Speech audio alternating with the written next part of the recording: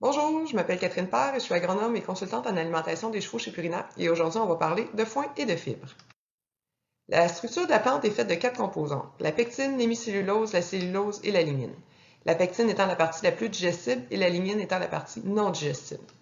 Donc ce que vous voyez sur vos analyses de foin, le ratio lignine sur NDF, ça vous donne une bonne indication de la digestibilité de votre foin.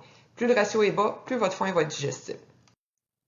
Et c'est généralement ce qu'on recherche, un foin qui va être très digestible pour qu'il contienne plus de calories, plus de protéines.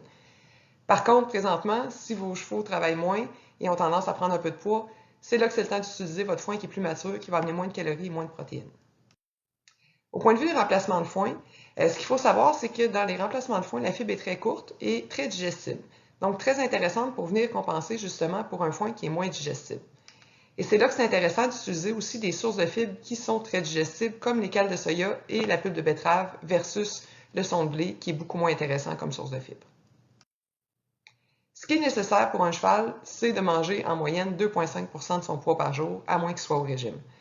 Donc, la littérature nous dit qu'on peut descendre jusqu'à 1% de son poids par jour en fibre longue.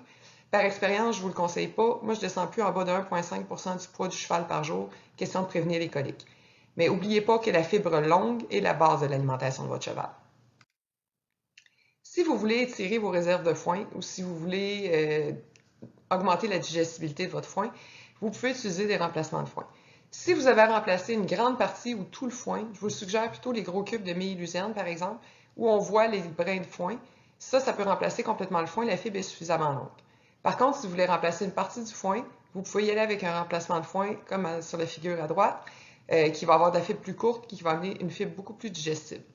Une autre façon d'étirer ces réserves de foin, c'est d'éviter le gaspillage. C'est là que les filets à foin peuvent être intéressants parce que les brins de foin qui sortent du filet, généralement, ils les mangent au lieu de les mettre par terre. Si on veut calculer la ration de foin pour un cheval qui n'a pas de restriction, qui n'est pas au régime, donc si notre cheval mange 2,5% de son poids et pèse 1100 livres, ça va nous faire 12,5 kg au total par jour. Donc s'il mange 2 kg de moulé, par exemple, ça va nous faire 10,5 kg de foin. Pesez votre foin, très important. Pesez vos balles de foin, pesez vos galettes pour savoir exactement combien votre cheval peut consommer.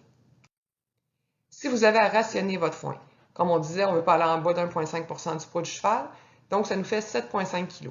Et si vous le faites, faites vraiment plusieurs petits repas ou mettez-le dans les slow feeders pour éviter que votre cheval reste à jeun pendant des trop longues périodes.